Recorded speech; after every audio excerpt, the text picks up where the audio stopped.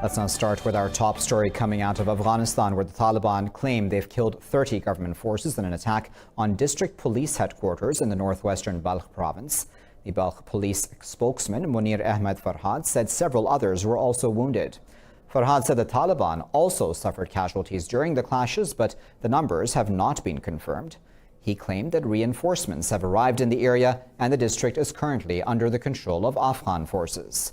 Taliban spokesperson Zabihullah Mujahid also claimed the capture of 10 Afghan soldiers and the destruction of armored vehicles. Well, Afghanistan has called on the Taliban to engage in peace talks or face defeat at the hands of the government. In a speech at the UN General Assembly, National Security Advisor Hamdullah Mohib said Afghans voted in the presidential polls despite facing the threat of terrorism. The National Security Advisor thanked the U.S. and NATO allies for standing by Afghanistan to secure the country. To the Taliban and their foreign sponsors, hear this now. A message from the Afghan people. Join us in peace or we will continue to fight. As my colleague, Ambassador Adil Araz, said last week here at the United Nations, this is a fight we can win. Well, the Taliban have called the presidential election illegitimate and say the Afghan people do not accept imported processes.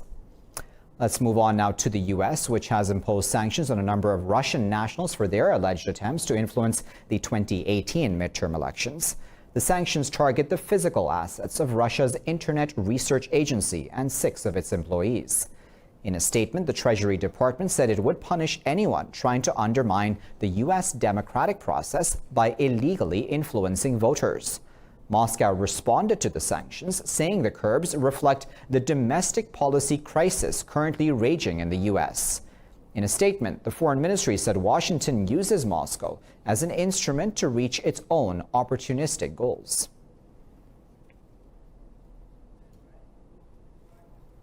Well, China is celebrating the 70th National Day by holding its largest ever military parade in Beijing. The culture and military might of the state were displayed in the parade, while mass celebrations are still underway across the country. This report has more.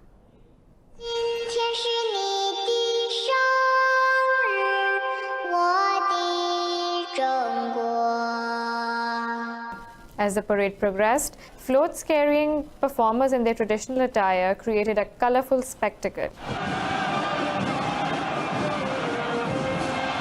Beijing flaunted its newest technology, including intercontinental ballistic missiles, DF-41, and hypersonic glider launcher, DF-17. Speaking at the march past, President Xi Jinping said China will stay on the path of peaceful development. Xi said the country's military will safeguard its sovereignty and interests and that no force can stop China and its people from emerging.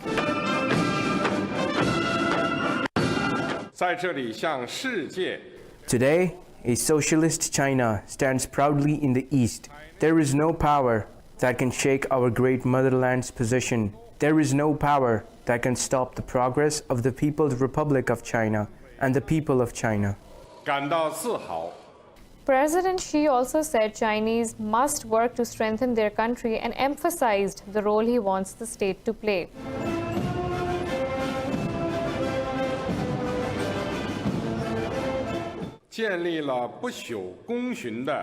Moving forward, we must uphold a peaceful one country, two systems principle, safeguard Hong Kong and Macau's prosperity and stability, and promote a peaceful development of cross-strait relations.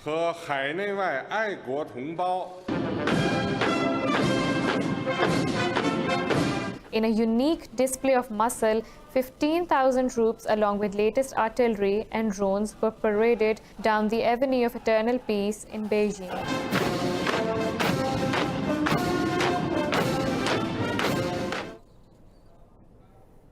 Well, in India, the Supreme Court has given the centre 5 weeks to submit their replies to pleas challenging the annexation of occupied Kashmir. The court adjourned the hearing till November 14th.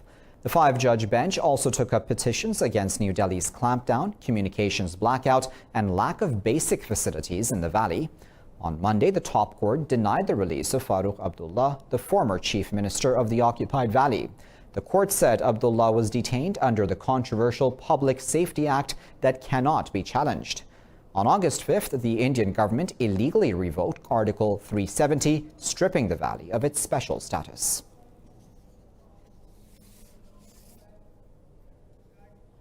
Well, as winter looms, Indian forces are forcing residents of occupied Kashmir to rent out their homes to occupying forces.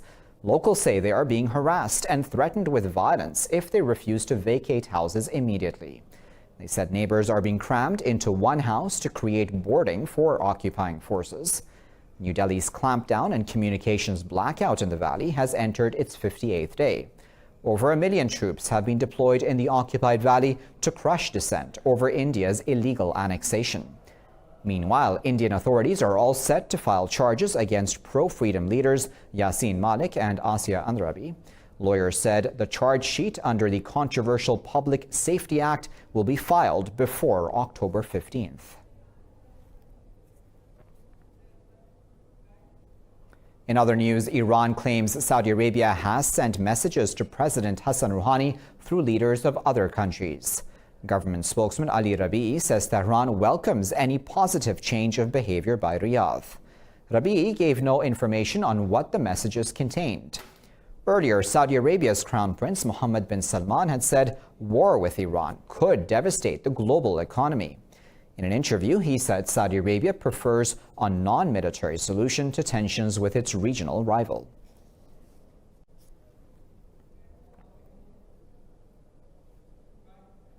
Well, Iran also says it is ready to resolve its issues with the United Arab Emirates.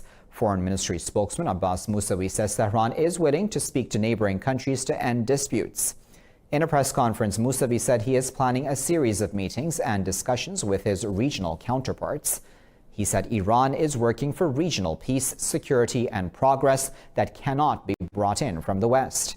Musawi said these efforts were part of Tehran's new Coalition for Hope initiative proposed at the UN General Assembly.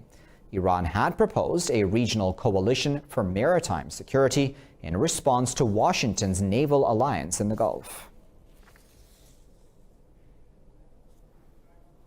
Sticking with Iran, a court there has sentenced the brother of President Hassan Rouhani to 5 years in prison. The president's supporters allege the case was politically motivated.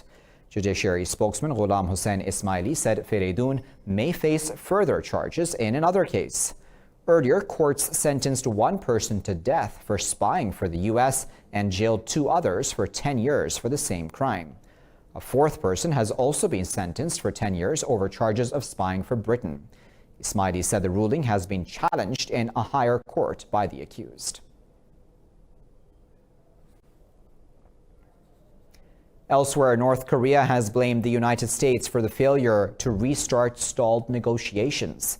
Last month, Pyongyang said it was willing to restart discussions in September, but Washington should adopt a fresh approach. In a speech at the UN General Assembly, Pyongyang's ambassador Kim Song said it is time for Washington to share proposals for talks.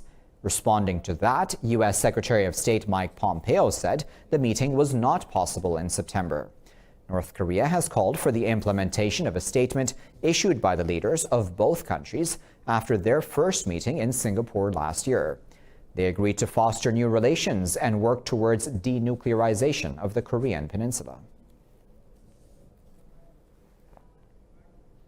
Well, the U.S. President's ex-national security advisor John Bolton says North Korea will never give up its nuclear weapons. In a speech at a Washington think tank, Bolton said the U.S. is in a standoff with Pyongyang. The former advisor warned time works against those who oppose nuclear proliferation. I think the strategic decision that Kim Jong-un is operating through is that he will do whatever he can to keep a deliverable nuclear weapons capability and to develop and enhance it further. He may try to get relief from international sanctions. He may make some concessions. But under current circumstances, he will never give up the nuclear weapons voluntarily. Well, Bolton is a hardliner towards North Korea and Iran. He was fired by Trump 3 weeks ago. While sacking him, Trump said he disagreed strongly with many of Bolton's suggestions. Let's move on now to the Indonesian capital, Jakarta, where more demonstrations are scheduled today after clashes that claimed the life of a student, injuring 300 others last week. Yesterday, students took to the streets of Jakarta to oppose a new law limiting the powers of the state anti-corruption agency. On Monday, authorities blocked streets to the parliament in Jakarta, where 560 members were present. Indonesia's President Joko Widodo has so far refrained from commenting on the situation, but is facing criticism from lawmakers. The Republic of Ireland has dismissed Britain's proposal to set up customs clearance centres on both sides of the Irish border after Brexit. Foreign Minister Simon Coveney dismissed the idea, as a non-starter. Referring to proposals submitted by London during recent EU discussions, Coveney said Ireland deserves better. The Irish national broadcaster said the proposals included posts on either side of the dividing line. The Irish government says it had yet to see any credible alternatives to the backstop. Well, the Greek government plans to deport 10,000 migrants by the end of next year. It announced the decision after a deadly fire and clashes at a refugee camp on the island of Lesbos. A woman died on Sunday after a fire broke out in the Moria camp on Lesbos. The fire escalated into clashes between asylum seekers and police. According to official figures, the Moria camp has turned into a town of 12,000 people, 4 times its capacity. The clashes were the most serious in months and came as Greece deals with increased migrant flows from Turkey. The Deputy Citizen Protection Minister, Lefteris Economou, said Greece is going through a national crisis. Well, French President Emmanuel Macron has called on the U.S. to remove Sudan from its list of state sponsors of terrorism. Speaking at a joint press conference with Sudan's Prime Minister Abdullah Hamdok, Macron offered to host an international conference on Khartoum's debt. He said this can happen only after the U.S. lifts its sanctions. Last week at the United Nations, Hamdok said he wanted an agreement with the U.S. to remove his country from the blacklist. Sudan was named a state sponsor of terror in 1993 under then U.S. President Bill Clinton. Khartoum has been unable to tap the IMF and World Bank for support because of the designation. On to Peru, where parliamentary unrest and mass protests have erupted following the dissolution of Congress. Earlier, President Martin Vizcarra dissolved the legislature to end a year-long battle with right-wing lawmakers over his anti-graft campaign. Following the dissolution, rebel legislators have refused to leave the chamber. Protests have begun across the country as demonstrators gathered outside Congress to pressure members to leave. Local media reported similar protests in multiple cities in support of the president's anti-corruption drive against the opposition. Earlier, in a televised address, Vizcarra said the Constitution permitted his decision and fresh elections are necessary to tackle graft.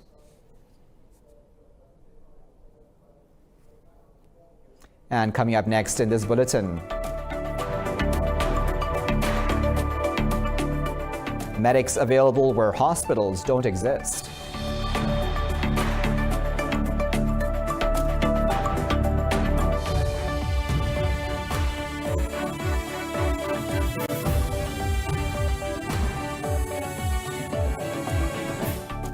Let's begin this segment of the bulletin in India, where 21 people returning from a pilgrimage have died in a bus accident. Another 35 people have been injured. Police say the bus carrying 70 passengers overturned at high speed in the western state of Gujarat. It said heavy rain and high winds are making rescue operations extremely difficult.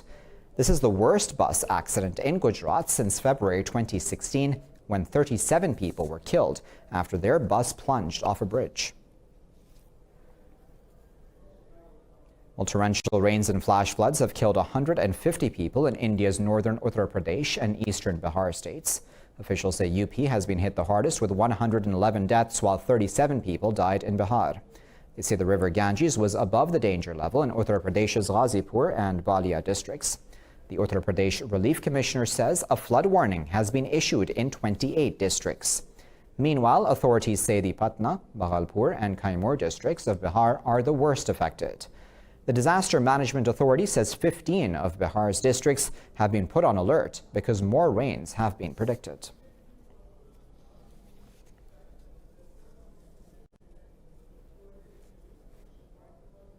Well, 8 people have been killed in rain-related incidents in Pakistan's northern Khyber Pakhtunkhwa province. Rescue officials say 5 people died and 4 others were wounded after a house roof collapsed in Mardan. They said 3 children were washed away by flash floods in the same city. Provincial authorities said rains have also caused extensive damage to property and crops in the region.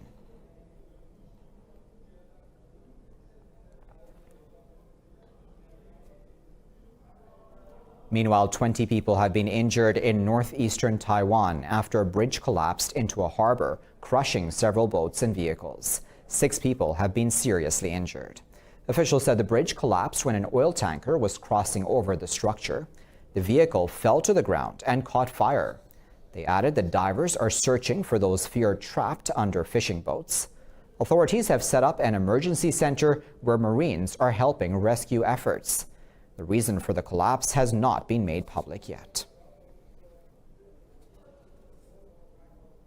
In Hong Kong, meanwhile, clashes have resumed after police fired tear gas and pepper spray to break up protesters. Officials said the metro operator shut down about 20 stations in protesting areas. Despite the ban, thousands of protesters gathered at different points around the city. Today's rally marks the 17th consecutive weekend of anti-government protests since June.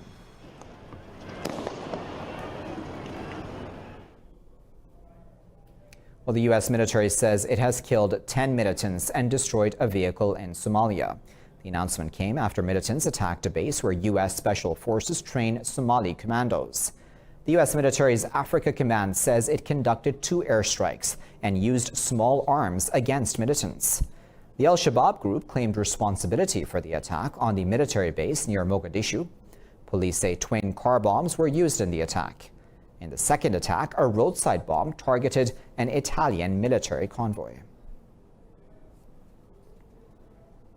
Well, in war-struck Kenya, safari doctors offer the only respite for people seeking health care facilities.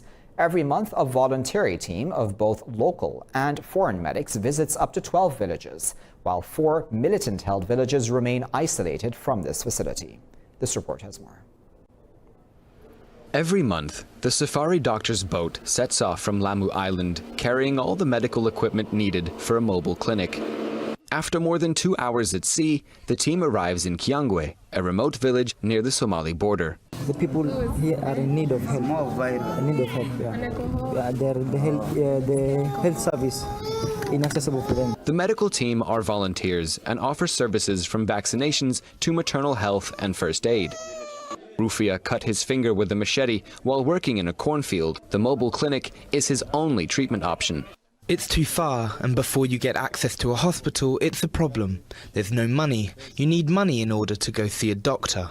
In addition to a lack of transport and health infrastructure, residents of the region must deal with violence from terrorist group Al-Shabaab. A native Kenyan founded Safari Doctors in 2015 to help isolated populations access basic health services. You have poor infrastructure, and as a result, you have the existence of, the militants, if you want to call it, and the presence of the military. So traveling around becomes tricky. There's some villages that we have to make a last-minute call if we can go to or not. The mobile clinic travels to 12 remote villages near the Somali border every month, an area plagued with violence. Despite the Kenyan army conducting operations for the past 4 years, they have failed to flush out Al-Shabaab militants.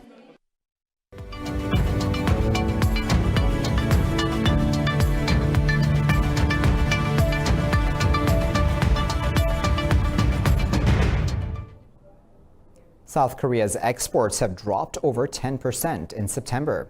This has extended the country's export slump to a 10th consecutive month. South Korea's trade ministry has urged Japan to promptly retract discriminatory and export restrictive measures.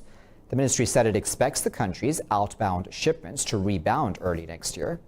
The announcement follows Japan's imposition of curbs on South Korean exports in early July.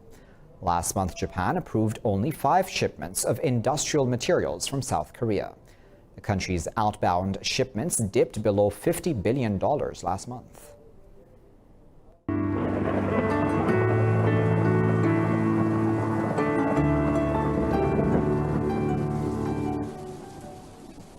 Time now to find out what the weather is like around the world.